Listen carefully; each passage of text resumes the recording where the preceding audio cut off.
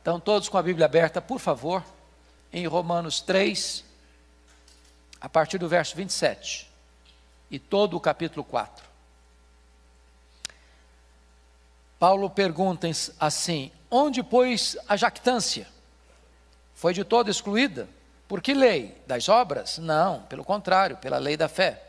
Concluímos, pois, que o homem é justificado pela fé, independentemente das obras da lei. É porventura Deus somente dos judeus? Não é também dos gentios? Sim, também dos gentios. E visto que Deus é um só, o qual justificará por fé o circunciso, mediante a fé o incircunciso. Anulamos, pois, a lei pela fé? Não, de maneira nenhuma. Antes, confirmamos a lei. Ora, capítulo 4. Que, pois, diremos ter alcançado Abraão, nosso pai segundo a carne? Porque se Abraão foi justificado por obras, tem de que se gloriar, porém não diante de Deus. Pois que diz a Escritura: Abraão creu em Deus e isso lhe foi imputado para a justiça. Ora, o que trabalha, o salário não é considerado como favor, e sim como dívida. Mas ao que não trabalha, porém crê naquele que justifica o ímpio, a sua fé lhe é atribuída como justiça. E é assim também que Davi declara ser bem-aventurado o homem a quem Deus atribui justiça, independentemente de obras. Bem-aventurados aqueles cujas iniquidades são perdoadas e cujos pecados são cobertos. Bem-aventurado o homem a quem o Senhor jamais imputará pecado. Vem, pois, esta bem-aventurança exclusivamente sobre os circuncisos ou também sobre os incircuncisos? Visto que, dizemos, a fé foi imputada a Abraão para a justiça. Como, pois, lhe foi atribuída? Estando ele já circuncidado ou ainda incircunciso? Não no regime da circuncisão, e sim quando incircunciso. E recebeu o sinal da circuncisão como selo da justiça da fé que teve quando ainda incircunciso, para vir a ser o pai de todos os que creem, embora não circuncidados, a fim de que lhes fosse imputada a justiça. E pai da circuncisão, isto é, daqueles que não são apenas circuncisos, mas também andam nas pisadas da fé que teve Abraão, nosso pai, antes de ser circuncidado. Não foi por intermédio da lei que a Abraão ou a sua descendência coube a promessa de ser herdeiro do mundo, e sim mediante a justiça da fé. Pois se os da fé é que são os herdeiros, anula-se a fé e cancela-se. Pois se os da lei é que são os herdeiros, anula-se a fé e cancela-se a promessa. Porque a lei suscita ira, mas onde não há lei, também não há transgressão. Essa é a razão por que provém da fé, para que seja segundo a graça, a fim de que seja firme a promessa para toda a descendência, não somente ao que está no regime da lei, mas também ao que é da fé, que teve Abraão, porque Abraão é pai de todos nós, como está escrito: por pai de muitas nações te constituí. Perante aquele no qual creu, o Deus que vivifica os mortos e chama à existência as coisas que não existem. Abraão, esperando contra a esperança, creu, para vir a ser pai de muitas nações, segundo lhe fora dito: assim será a tua descendência. E sem enfraquecer na fé, embora levasse em conta o seu próprio corpo amortecido, sendo já de 100 anos e a idade avançada de Sara, não duvidou por incredulidade da promessa de Deus, mas pela fé se fortaleceu, dando glória a Deus, estando plenamente convicto de que ele era poderoso para cumprir o que prometera. Pelo que isso lhe foi também imputado para a justiça. E não somente por causa dele está escrito que lhe foi levado em conta, mas também por nossa causa, posto que a nós igualmente nos será imputado, a saber, a nós que cremos naquele que ressuscitou dentre os mortos a Jesus, nosso Senhor, o qual foi entregue por causa das nossas transgressões e ressuscitou por causa da nossa justificação. Pois bem, nós trabalhamos no capítulo 3, 21 a 31, o texto que é considerado o texto magno desta carta, o texto áureo desta carta. Talvez alguns estudiosos dizem que é a parte mais importante de toda a Bíblia. Examinamos que a justificação é um ato exclusivo de Deus, é um ato, não um processo. A justificação não tem graus. Nenhuma pessoa está mais justificada do que a outra. Uma vez justificado, está plenamente justificado.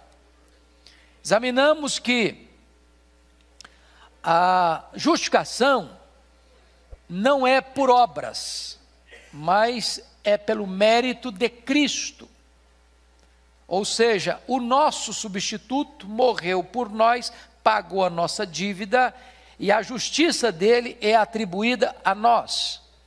Examinamos, portanto, que esta justificação é de graça, é pela graça. E embora custou tudo para Deus, a nós é gratuito. E nós recebemos essa justificação pela fé. Agora, Paulo levanta neste capítulo 3, a partir do verso 27, 3 objeções à justificação. Ele levanta a objeção e ele responde à objeção feita. A gente chama isso de diatribe. Então, é o escritor que, sabendo que o leitor vai fazer a pergunta, ele mesmo faz a pergunta e ele mesmo dá a resposta. E a primeira objeção é essa: onde está o motivo de vanglória? Confira comigo, versículo 26, 27 e 28, digo: onde está, pois, a jactância? Foi de toda excluída. Por que lei? Das obras? Não, pelo contrário, pela lei da fé. Concluímos, pois, que o homem é justificado pela fé, independentemente das obras da lei. Então a pergunta é o seguinte: é possível que uma pessoa justificada pela fé se apresente peito estufado, e assim com muita soberba e arrogância, né? Eu estou justificado. É possível alguma jactância? Algum orgulho, alguma vaidade? Absolutamente não. Porque não é mérito seu. Você não construiu isso. Você não trabalhou para isso. Você não mereceu isso. Você não fez por onde. Então, a grande questão é que, se você quiser comparar a justiça de Deus aqui com a justiça dos homens, você está encrencado. Porque na justiça dos homens, não é justo o justo justificar o injusto. Na lei dos homens, é justo o justo justificar o justo. Mas Deus não justifica o justo. Deus justifica o injusto. Porque o injusto, não tendo justiça própria, recebe a imputação do justo a ele. Eu sou injusto, mas o justo, meu substituto, meu fiador, morreu por mim, e a justiça dele é atribuída a mim. Portanto, a justiça que eu tenho não é minha, é atribuída a mim, é colocada na minha conta. Por isso, não há espaço nenhum para qualquer soberba, para qualquer jactância, para qualquer vaidade. Então, respondida a primeira objeção. Segunda objeção: onde está a exclusividade dos judeus? Versículos 29 e 30. É porventura Deus somente dos judeus? Não é também dos gentios? Sim, também dos gentios, visto que Deus é um só, o qual justificará por fé o circunciso judeu e mediante a fé o incircunciso gentio. Porque a ideia dos judeus é essa: Deus é nosso, Deus é patrimônio nosso, Deus é exclusivo nosso, Deus é só para nós. A nós pertencem todas as bênçãos, aos gentios todas as maldições. A grande pergunta de Paulo é essa: o projeto salvador de Deus alcança só os judeus? Só os da circuncisão? Não é Deus também dos gentios? E a resposta é claro: Deus é Deus dos gentios circuncisos, dos judeus circuncisos, e Deus é Deus dos gentios incircuncisos. Porque tanto o judeu circunciso quanto o gentio incircunciso, Deus salva da mesma maneira. É pela fé, é mediante a fé. Então não tem aqui qualquer soberba de raça. Deus não é um Deus tribal. Deus é o Deus de todas as nações. E Ele salva todos os povos do mesmo jeito, pela fé em Cristo Jesus. Terceira objeção: onde está a contradição entre a lei e a fé? Porque essa era a ideia dos judeus. Não pode, a fé está em contradição com a lei. Olha o verso 31, o que é que ele diz? 3:31. Anulamos, pois, a lei pela fé? Não, de maneira nenhuma. Antes confirmamos a lei. O que Paulo está querendo dizer com isso? Era papel da lei salvar? Pergunto a vocês. Claro que não. Por que não? Porque pela lei vem o pleno conhecimento do pecado, e o pecado provoca a ira de Deus. Então a lei não foi dada para nos salvar, a lei foi dada para nos convencer de que somos pecadores. A lei é como essa luz, ela aponta o que está errado, o que está sujo, mas ela não tira a sujeira. A lei é como um raio-x que aponta o tumor, mas não é o bisturi que remove o tumor. A lei é como um prumo de um construtor, identifica que a parede está torta, mas o prumo não corrige a parede torta. A lei veio apenas para diagnosticar quão pecadores nós somos, mas a lei não tem o poder de nos salvar. Por isso o papel da lei é de um aio, é de um pedagogo, que nos toma pela mão, uma vez que ele identificou e constatou e provou que eu sou pecador, diz: agora que você reconhece que você é pecador, vou te levar a alguém que resolve o seu problema. E esse alguém é Cristo. O fim da lei é Cristo. Então não há contradição entre a lei e a fé, porque na verdade a lei tem exatamente esse propósito de provar que eu sou pecador e abrir para mim, e levar a mim, e conduzir a mim àquele que me salva pela graça mediante a fé. Mas agora nós vamos entrar no capítulo 4, porque havia uma grande questão. A questão é o seguinte: Paulo, você tem... Pois não, meu amado. O verso 30. Isso. O circunciso.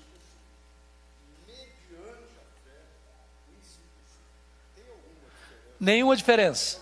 Só de linguagem. Só de linguagem. O que Paulo está dizendo é que o circunciso, que é judeu, e o incircunciso, que é gentio, são salvos da mesma maneira. Não tem um critério para um e outro critério para outro. Tanto o judeu quanto o gentio, e entendendo o gentio com todos os povos que não são judeus, são gentios, Deus só tem um método de salvação, e esse método é a salvação pela graça, mediante a fé em Cristo Jesus. É isso que Paulo está ensinando aí. Mas agora, voltando ao capítulo 4, a grande pergunta é a seguinte: ô Paulo, você está ensinando esse negócio de justificação pela fé, nós queremos saber uma coisa de você. Essa doutrina que você está ensinando é novidade? Você inventou isso? Você criou isso? Isso vem da sua cabeça? De onde você tirou isso? Será que você está ensinando para nós tem forte lastro no Antigo Testamento? Tem raiz no Antigo Testamento? O que você está ensinando está fundamentado na escritura que nós temos, porque a Bíblia da época era Velho Testamento. O Novo Testamento estava sendo construído ainda, estava sendo escrito ainda, a revelação de Deus era progressiva, e ainda, quando Paulo escreveu isso, muitas pessoas não tinham, é claro, não tinham o Novo Testamento como nós temos hoje. A grande pergunta é: o que você está escrevendo para nós tem base lá no Velho Testamento? E Paulo vai dizer e responder essa pergunta seguinte: claro que tem base no Velho Testamento. Eu não estou ensinando novidade, não. Eu não estou ensinando coisa nova, não. Eu estou querendo dizer para vocês que a palavra de Deus, ela é una. A palavra de Deus tem uma profunda conectividade, de tal maneira que a doutrina da justificação está ancorada nos dois maiores exemplos que vocês têm na Bíblia, dos dois personagens que vocês mais admiram: Abraão, o pai da fé, e o grande rei Davi, que unificou a nação. Esses dois personagens históricos retratam e revelam para nós que a doutrina da justificação é profundamente arraigada nas Escrituras. Então, Gênesis 15:16, Gênesis 15:6 diz que Abraão creu, e isto lhe foi imputado como justiça. Então está lá no Velho Testamento, na história de Abraão, muito antes que a lei fosse dada, muito antes, 430 anos da lei ser dada, Abraão já tinha sido justificado pela fé e não pelas obras da lei. Então vamos olhar agora alguns pontos no capítulo 4. Primeiro ponto que eu quero chamar a sua atenção: Abraão foi justificado pela fé e não pelas obras. É o que ele desenvolve aí no capítulo 4 até o versículo 8. A justificação pelas obras coloca a glória da salvação no homem e não em Deus. Confira comigo os versos 1 e 2. Que, pois, diremos ter alcançado Abraão, nosso pai, segundo a carne? Porque se Abraão foi justificado por obras, tem de que se gloriar. Porém não diante de Deus. Então veja bem, se eu fosse justificado pelas obras, vamos pensar o seguinte: você tem aqui coisas boas e coisas ruins. Vamos imaginar na balança, tá? Aí eu fiz mais coisas boas do que coisas ruins. Aí alguém diz: bom, então esse camarada aí merece a salvação, porque fez mais coisa boa que ruim. Ainda que esse fosse o argumento, seria falso. Por quê? Porque na linguagem bíblica, nesse prato das coisas ruins, bastaria você fazer uma coisa errada, uma coisa ruim, e já desequilibrou tudo. Porque se você quer ser salvo pela lei, o padrão que a lei exige de você é o quê? Perfeição. Perfeição o quê? Absoluta. Se você guardar, diz Tiago, toda lei, toda lei, toda lei, e tropeçar num único ponto, você é culpado da lei inteira. Por quê? Porque o padrão é perfeição. Você morre afogado com 10 centímetros acima do seu nariz, como você morre afogado a 10 mil metros, nas profundezas mais abissais do mar. Não importa. Você quebrou o padrão da perfeição. Por isso, maldito é aquele que não perseverar em toda a obra da lei para cumprir. Ora, se Abraão pudesse ser justificado pelas obras, ele teria que ser o quê? Perfeito. E se ele fosse perfeito, ele teria recebido então a salvação como prêmio, mérito, honra o mérito. Ele conquistou, ele cavou, ele mereceu. Agora, fica claro o versículo 2, porque se Abraão foi justificado por obras, tem de que se gloriar. Aí o homem receberia a salvação como um troféu. Aí você bateria no peito: eu estou salvo, eu construí minha salvação, eu mereci minha salvação. Mas salvação não é uma questão de mérito. Segundo, a justificação pelas obras entra em total contradição com o ensino das Escrituras. Olha o versículo 3. Pois que diz a Escritura? Abraão creu em Deus e isso lhe foi imputado para a justiça. Veja você que ele cita a Escritura, e a Escritura é una. A Escritura é o conjunto da revelação de Deus, inspirado pelo Espírito Santo, portanto, não há contradição. Porque se a Escritura contradiz a Escritura, Deus é incoerente, porque a mente que produziu a Escritura é a mente de Deus. Então ele está dizendo que a justificação pelas obras está na contramão da revelação de Deus na Escritura. Não pode ser. Terceiro, a justificação pelas obras coloca a base da salvação no merecimento humano e não na graça de Deus. Olha os versículos 3 a 5 comigo. Você pode ler em voz alta comigo? Vamos juntos? Pois que diz a Escritura: Abraão creu em Deus e isso lhe foi imputado para a justiça. Ora, ao que trabalha, o salário não é considerado como favor, e sim como dívida. Mas ao que não trabalha, porém crê naquele que justifica o ímpio, a sua fé lhe é atribuída como justiça. Então preste bem atenção nisso. Se a salvação fosse pelas obras da lei, o que estaria acontecendo?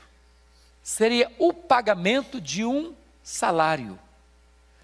Quando você tem um funcionário e paga o salário dele, você está fazendo um favor para ele? Não. Você está dando a ele o que ele merece receber pelo seu trabalho prestado.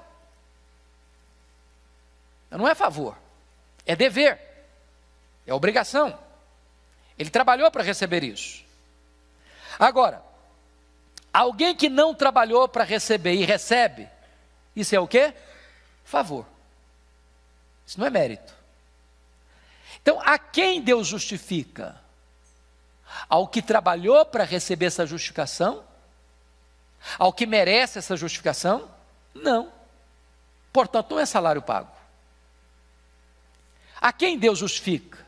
Ao justo ou ao ímpio? Ao ímpio. Que ímpio? Ao ímpio que crê. Então, no momento que ele crê, é atribuído a ele o quê? A justiça. A justiça. Então, vamos entender, porque isso aqui, irmãos, isso aqui é o coração da Bíblia, isso aqui é o coração do Evangelho. Se você entender isso aqui, você entendeu o cristianismo. Se você não entendeu isso aqui, você não entendeu o cristianismo. É por isso que essa doutrina aqui foi a base da reforma do século XVI. É por isso que os reformadores diziam, com essa doutrina a igreja fica de pé, sem essa doutrina a igreja cai. Vejam vocês, nós somos pecadores, certo? Nós pecamos de que maneira? Nós pecamos por palavras, vamos dar conta no dia do juízo por todas as palavras frívolas que proferimos. Nós pecamos por obras, o que nós fazemos e as pessoas não sabem, Deus sabe. Nós pecamos por omissão. Nós pecamos por pensamentos. Bom, algum tribunal da terra, por mais nobre que seja, pode julgar foro íntimo. Você pode chegar diante de um juiz, você está sentindo isso, eu vou te condenar por isso, você está sentindo isso, eu tenho certeza que você está sentindo, eu vou te condenar. Algum tribunal tem essa competência? Não tem. Mas o tribunal de Deus tem. Deus julga o segredo do coração dos homens. Gente, o que passa no seu coração e no meu, se a gente fosse contar tudo, até nós ficaríamos escandalizados. Você já se escandalizou você mesmo? Já ficou chocado com você? Já ficou envergonhado de você? Imagine Deus. Imagine Deus. Então, o ponto é o seguinte: os psicólogos dizem que passam pela nossa cabeça mais de 10 mil pensamentos por dia. Quantos desses nós teríamos vergonha de contar? Mas imagine vocês, que vocês sejam tão santos, mas tão bons, mas tão assim virtuosos, que num dia inteiro você não pecou nem por palavras, nem por obras, nem por omissão. De 10 mil pensamentos, só 3 foram pensamentos ruins. Já seria quase um anjo ambulante. Se você tiver 3 pensamentos ruins por dia, no final de um mês você tem 90, no final de um ano 1080. Só eu aqui, o coitadinho aqui, já fiz 60, já estaria então com mais de 60 mil pecados, se eu pecar só 3 vezes por dia. Como é que eu chegaria num tribunal que não dá para comprar o juiz, não dá para subornar a testemunha, com 60 mil delitos e pecados? Como é que ficaria a minha situação? Não tem jeito não, está condenado. Mas eu não precisaria de 60 mil não, se eu tiver um só, eu serei condenado. Porque no céu não entra nada contaminado. A alma que pecar, essa morrerá. Então preste atenção que dentro dessa lógica bíblica, é impossível que você seja justificado por mérito, por obras da lei. Impossível. O que Deus fez? Deus enviou o seu Filho Jesus Cristo como seu fiador, como seu representante, e quando Jesus estava na cruz, Deus lançou sobre ele a iniquidade de todos nós. A iniquidade de todos nós. Sabe o que a Bíblia diz? Que ele foi carregando sobre o seu corpo no madeiro os nossos pecados. Isso foi tão terrível, que esse é o cálice amargo que Jesus chorou diante dele. Pai, se possível, passe de mim este cálice. Sabe o que aconteceu? Quando ele estava lá na cruz, ele deu um brado, vocês se lembram disso? Está consumado. Essa expressão no grego é tetelestai, que significa está pago. Ele pegou escrito de dívida que era contra você, anulou essa dívida, pagou essa dívida, cravou na cruz e disse: está pago, está consumado, você não deve mais nada. Você está quites com a lei de Deus, você está quites com a justiça de Deus. E quando Deus vai lá na sua ficha no tribunal do céu, está escrito assim: você não está só perdoado não, Você está justificado. Além da sua dívida ter sido cancelada e paga, você tem aqui na sua ficha toda a justiça de Cristo creditada na sua conta. Isso é justificação.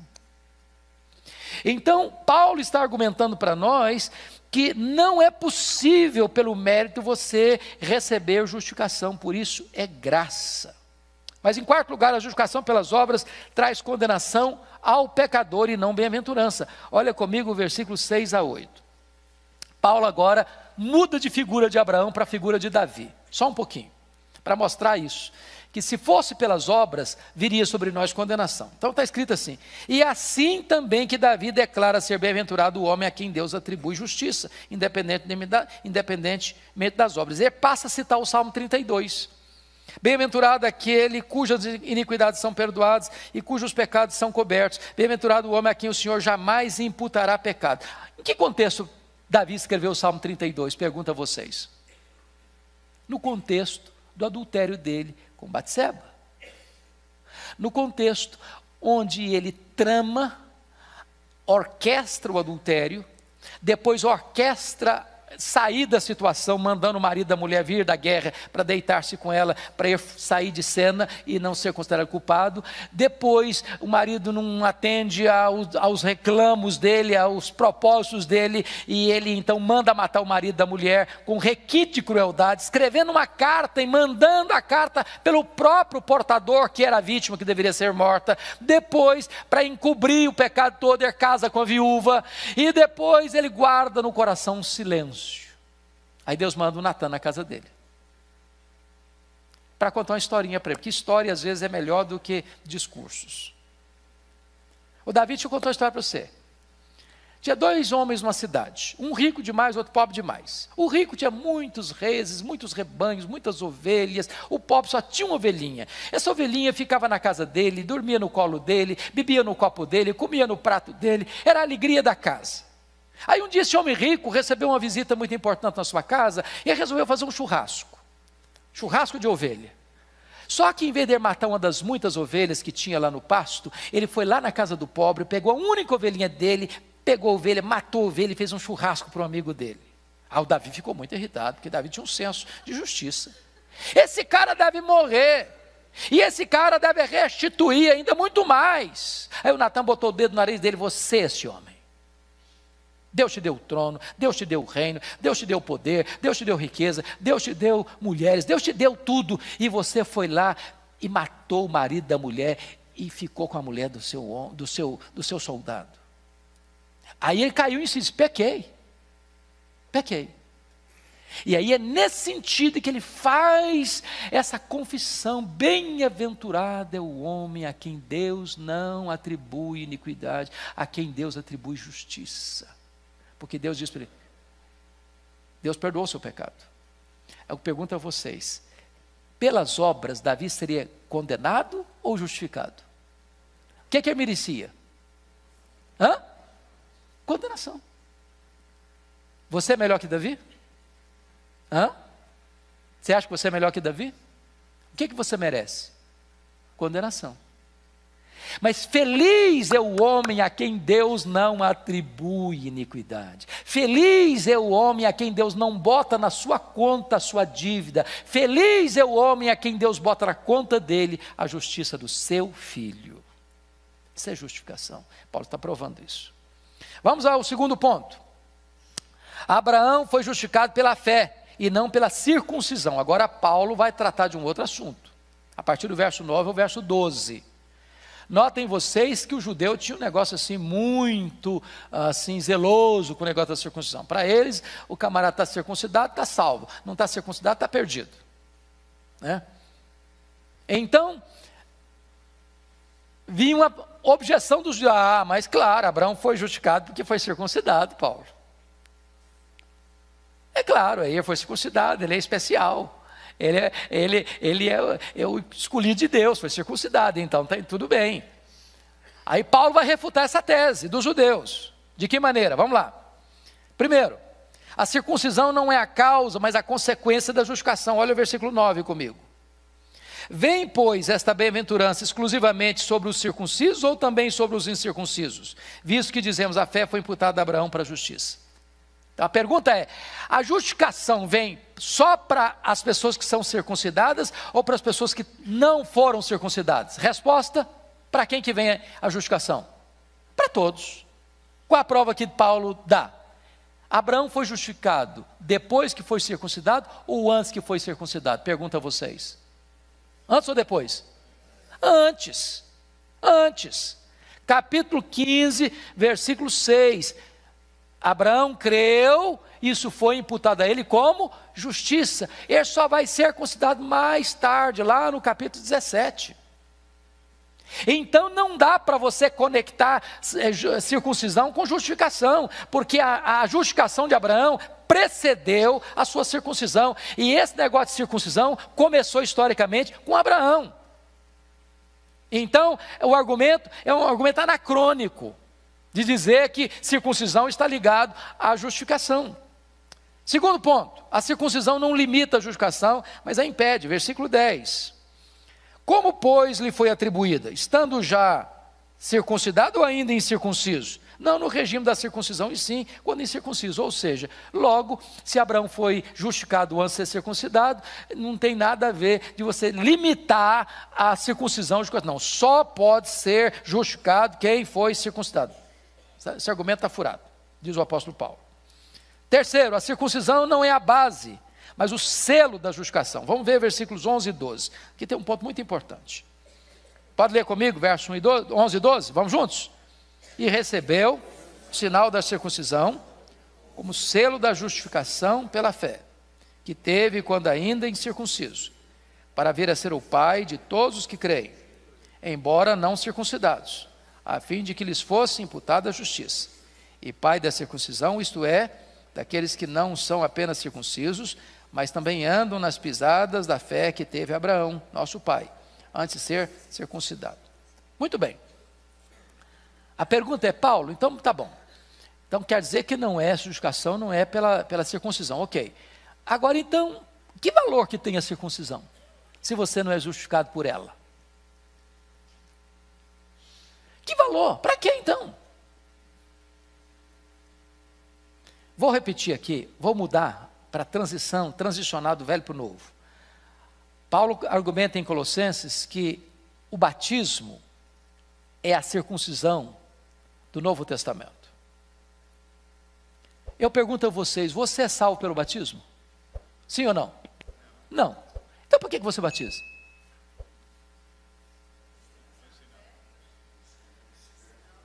O aspecto então é que a circuncisão é um selo dessa fé. Numa linguagem bem comum nossa, diz que é um sinal visível de uma graça invisível. Então isso é um testemunho externo, isso é uma evidência externa de que a realidade interna da justificação já aconteceu. Isso é um testemunho para o mundo. Agora, qual o problema dos judeus aqui? É que eles estão substituindo a coisa significada pelo símbolo. Por exemplo, vamos ilustrar isso. Você ousaria desonrar a bandeira do Brasil? Naquela época, lembra daquela época que nós tínhamos moral e cívica da escola? Tem saudade desse tempo. Muita saudade desse tempo. Você respeitava os símbolos do país. Quando você vê a bandeira é um símbolo que representa o seu país, mas a bandeira não é o Brasil, ela é um símbolo do Brasil.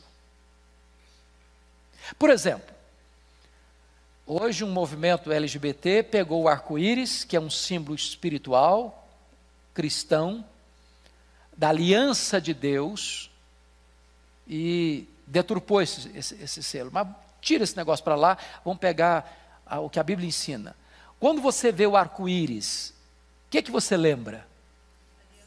A aliança de Deus de não destruir mais a raça humana com água.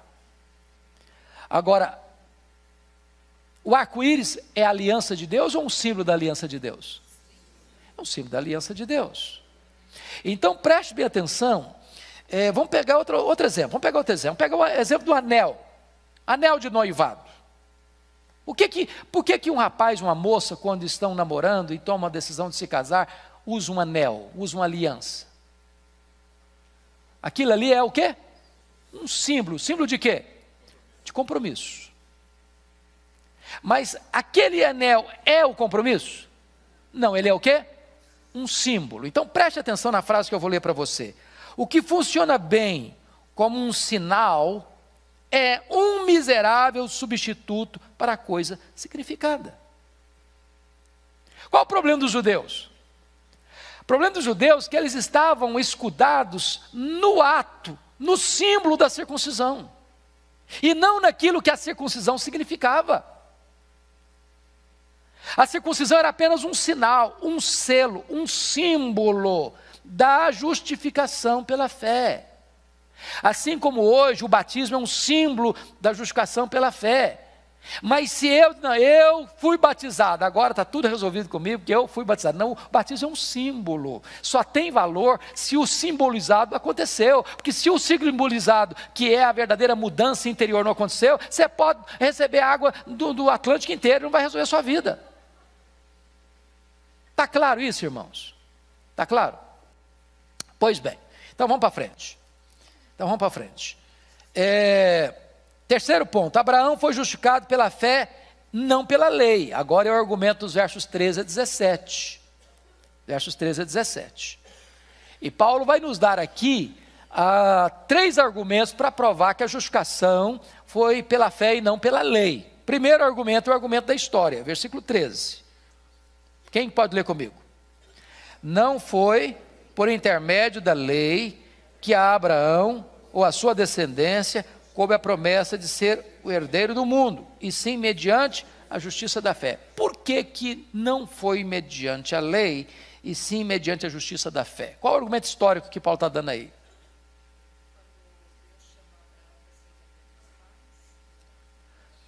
Não, no momento em que ele foi justificado, lá em Gênesis 15, 6.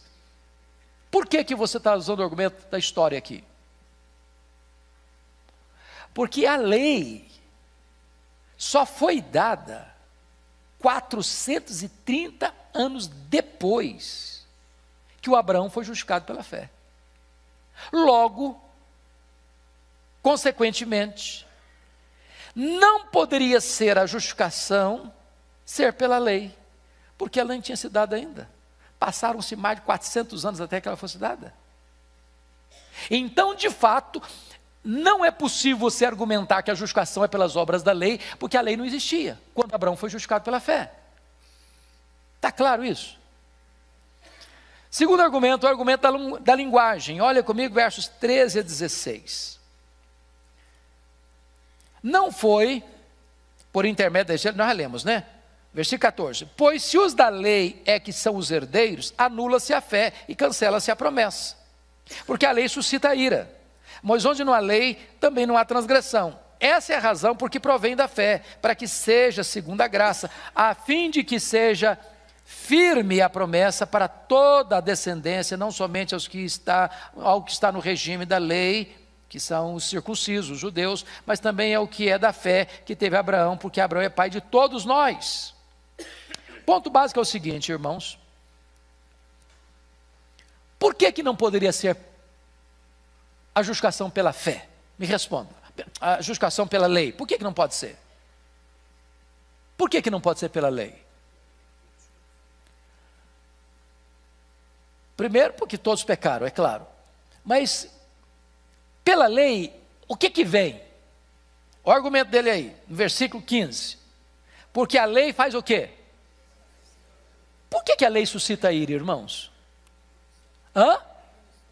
A lei define o seguinte: quem peca, morre. E quando você reconhece que você é pecador, então o que você provoca mediante a lei? Ira. A ira de Deus se revela do céu contra toda a impiedade e perversão dos homens. Se Deus fosse tratar você e a mim mediante a lei, o que Deus sentiria por mim? Ira. ira. Porque o meu pecado provoca a ira de Deus. Deus é santo. Ele é puro. Ele não pode ver o mal. A santidade dele é ultrajada pelo meu pecado. A pureza dele é ultrajada pela minha impureza. Então, se Deus fosse me tratar mediante a lei, eu estaria debaixo da ira. É por isso que Paulo diz, filhos da ira. Agora então, Deus me trata mediante a questão da promessa. Porque a despeito de eu ser pecador, Deus justifica o ímpio que crê. Crê em quem? Crê no seu filho. Porque no momento em que você crê no seu filho, você está fazendo uma coisa. Vamos entender isso, irmãos. Quando você crê em Jesus, o que implica isso? Implica em você entender intelectualmente e entender isso no seu coração, que outra alguém, justo e santo, assumiu o seu lugar, morreu em seu lugar, pagou a sua dívida. Preste atenção nisso, o perdão de Deus não é um perdão barato. Perdão de Deus não significa Deus, não, você errou, não tem problema não, esquece, não é tão grave assim não. É assim que é o perdão de Deus? Não é. O perdão de Deus, irmão, significa o seguinte, eu ilustrei isso na aula passada, vou tornar a ilustrar aqui hoje, porque tem muita gente nova. Por exemplo, vocês conhecem alguns países, o presidente, ou seja o nome que quiser dar a autoridade máxima do país, alguns lugares esse presidente tem competência de dar indulto, mesmo a uma pessoa condenada à morte. Então imagine o seguinte, um cidadão matou o seu próximo de forma violenta, de forma cruel, por motivos torpes, foi condenado à prisão e, indo a julgamento, foi condenado à pena capital. Aí há um apelo do povo, um apelo das organizações internacionais, seja o que for. Esse presidente dá a esse indivíduo condenado à morte indulto, perdão. Eu pergunto a vocês, essa decisão é uma decisão justa? A justiça foi satisfeita? Sim ou não? Não. Então, esse perdão não é baseado na justiça. A pergunta que eu faço agora é outra. Quando Deus justificou você, foi nessa mesma base? Não. O que Deus diz, Deus não muda. A alma que pecar, essa morrerá. Está escrito, Deus não inocentará o culpado. Então o que Deus fez para resolver isso? Deus envia seu Filho como nosso substituto, como nosso representante, como nosso fiador. E Deus leva o seu Filho à cruz. Vamos entender isso. Quem levou Jesus à cruz não foi Judas, não foi Pedro, não foi o Sinédrio, não foi Pilatos, não foram os soldados. Quem levou Jesus à cruz foi o Pai, por amor. Ele não poupou a seu próprio filho. Isaías diz que agradou ao Pai, ao Deus, moê-lo naquela cruz.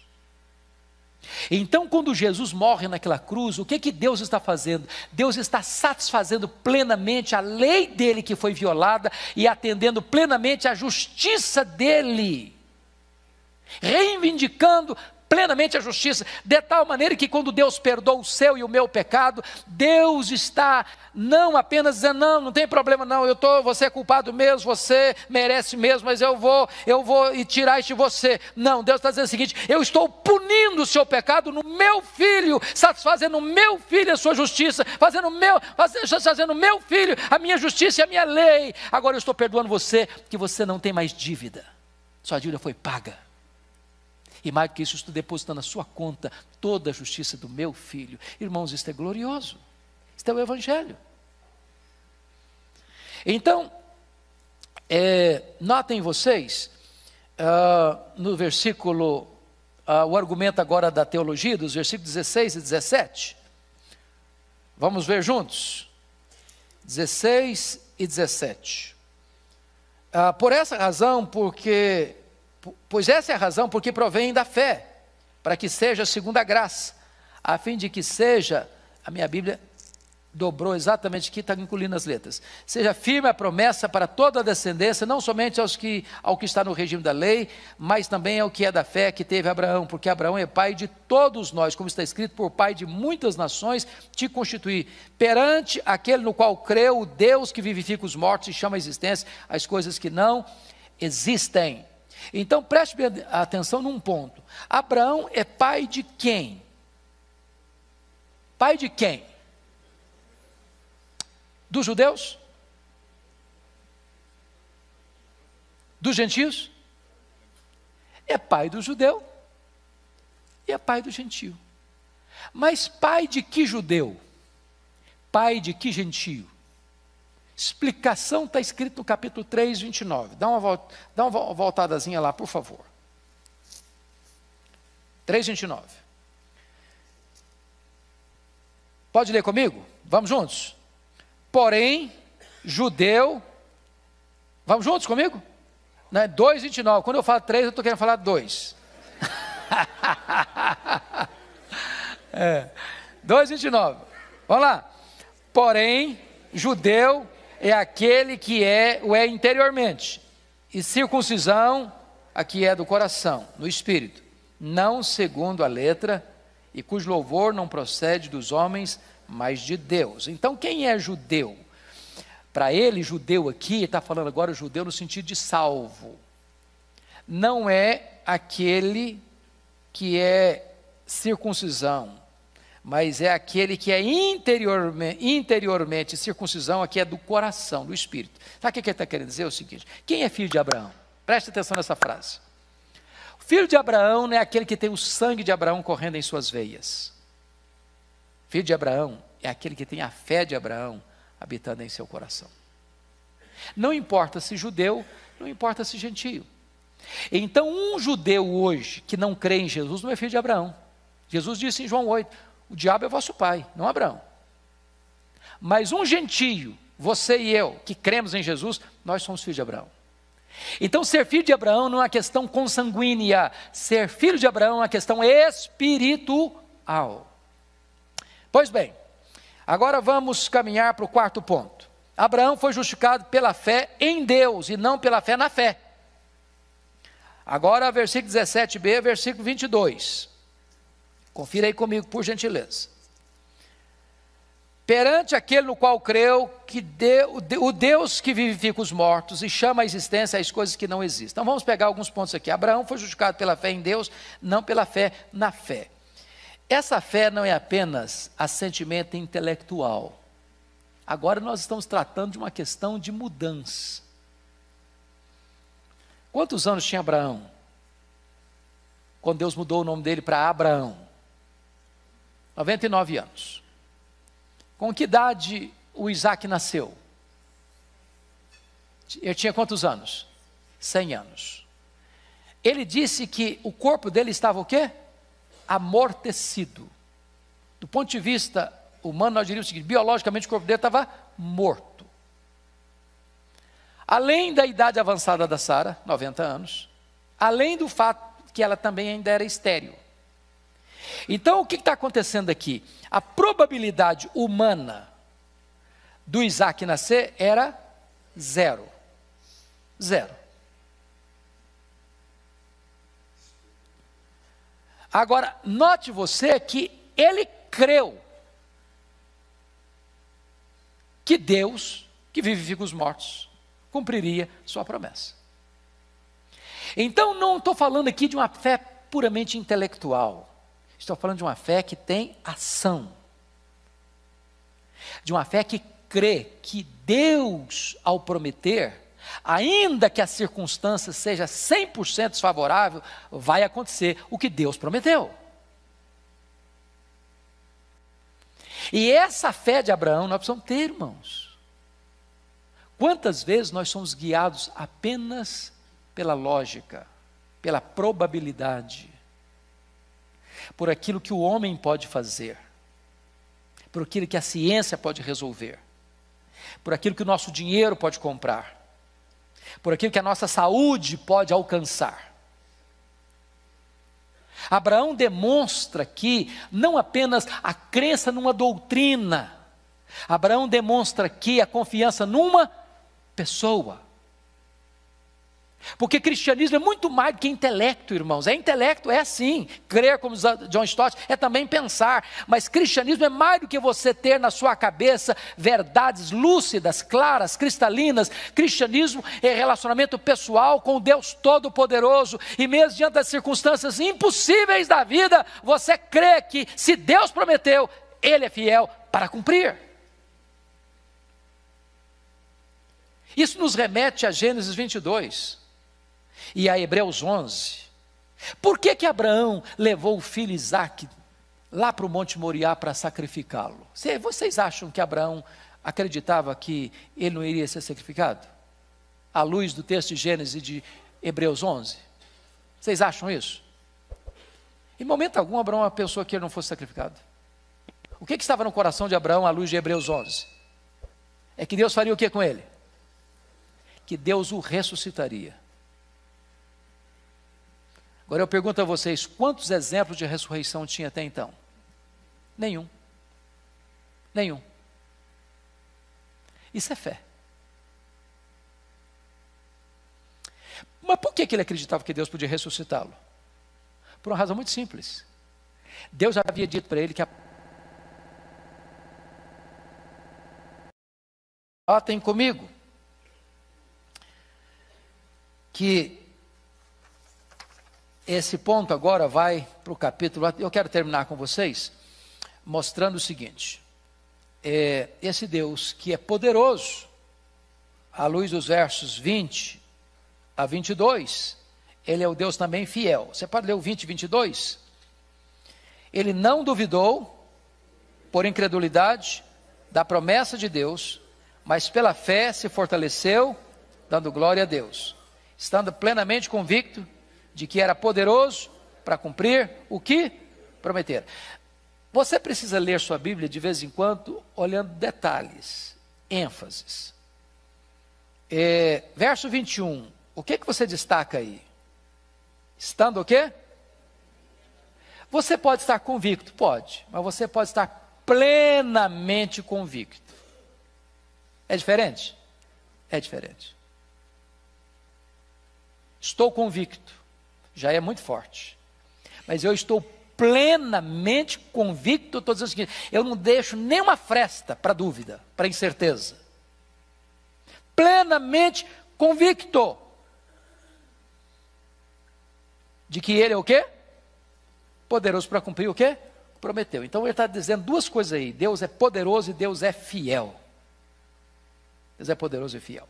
Último ponto para nós terminarmos, Abraão foi justificado pela fé, não isoladamente, mas como exemplo de todos os que creem. Olha agora comigo. Primeiro, a justificação, tanto na antiga como na nova dispensação, é pela fé. Versos 23 e 24. E não somente por causa dele está escrito que ele foi levado em conta, mas também por nossa causa, posto que nós igualmente... porque a nós igualmente nos será imputado, a saber, a nós que cremos naquele que ressuscitou dentre os mortos, a Jesus nosso Senhor. Ele está dizendo o seguinte, que tanto com Abraão, quanto com você hoje, Deus opera do mesmo jeito. O que foi escrito lá, foi escrito para nós. Isso é maravilhoso, a Bíblia foi nos dada, irmãos, lá atrás, para encorajar a gente aqui. É por isso que você tem que ler a Bíblia. Que quando você lê a Bíblia, você encontra que esse Deus que é fiel, que é poderoso, ele lá atrás estava escrevendo aquilo, registrando sobre Abraão, para encorajar você hoje, em pleno dia 26 de agosto de 2018. Eu fiz lá, eu faço aqui, eu não mudo. É por isso que vocês não são destruídos, eu não mudo. A minha palavra não muda, a minha promessa não muda, o meu jeito de ser não muda, a minha maneira de agir não muda. Nessa base vocês podem estar firmados.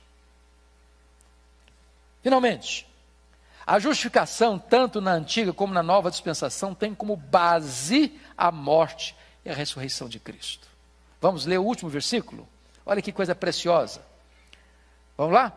O qual foi entregue por causa das nossas transgressões e ressuscitou por causa da nossa justificação. Louvado seja Deus. Notem que Paulo conecta morte e ressurreição. Por quê? Por quê? Porque a morte de Cristo não teria validade se ele não tivesse o quê? Ressuscitado. Se Cristo não ressuscitou, é vã a nossa pregação, é vã a vossa fé, somos falsas testemunhas de Deus, permanecemos nos nossos pecados, não temos esperança, somos os mais miseráveis de todos os homens. Mas a pergunta é, por que Jesus morreu? Pelas nossas transgressões. Essa é a teologia bíblica, lá em 1 Coríntios 15:3. Ele morreu pelos nossos pecados, segundo as Escrituras. Foi sepultado e ressuscitou, segundo as Escrituras. O que significa isso? Significa que a morte dele não foi um acidente e a ressurreição dele não foi uma surpresa. Ele morreu pelas nossas transgressões. Ele pagou nossa dívida. Mas ao ressuscitar, ele então garante que aquela morte pelos nossos pecados valeu. Valeu. Então Deus agora pode declarar você justo diante do seu tribunal. Você não deve mais nada. Você está quites com a lei de Deus. Você está quites com a justiça de Deus. E eu só quero concluir com mais 2, 3 minutinhos para explicar um ponto importante aqui. Porque talvez alguém possa levantar a seguinte dúvida. Pastor, ok, estou justificado, estou quites com a lei de Deus, com a justiça de Deus, mas eu continuo o pecador. E o que é que eu faço com os meus pecados agora? Deixa eu dizer uma coisa importante. Quando você foi justificado dos seus pecados do passado, dos seus pecados do presente, dos seus pecados do futuro. Significa então que você não tem o risco de perder salvação. Não se perde salvação. Salvação é uma garantia eterna. Porém, você que outrora estava debaixo da ira de Deus e era um réu diante de um juiz, agora você mudou de status. Agora você é membro da família, é um filho diante de um pai. Então agora seus pecados cometidos não levam você mais à condenação, mas levam você a uma quebra de relacionamento. Então qual é a atitude de um crente quando peca? Está escrito, se confessarmos os nossos pecados, Ele é fiel e justo para nos perdoar os pecados e nos purificar de toda a injustiça. Por que fiel? Por que justo? Fiel porque Ele prometeu. Justo porque Ele já puniu o seu pecado na cruz do seu Filho e agora basta você reconhecer que você pecou. Homologuel é a palavra de onde vem homologar, se confessarmos. Agora você reconhece, agora você confessa e agora Deus olha para a cruz do seu Filho e diz, esse pecado eu já puni na cruz do meu Filho, não vou punir mais em você. Você que está arrependido, você está perdoado. Louvado seja Deus, porque todo momento, a todo instante, nós podemos recomeçar e recomeçar e recomeçar esta relação de intimidade com Deus. Fruto de quê? Da justificação pela fé.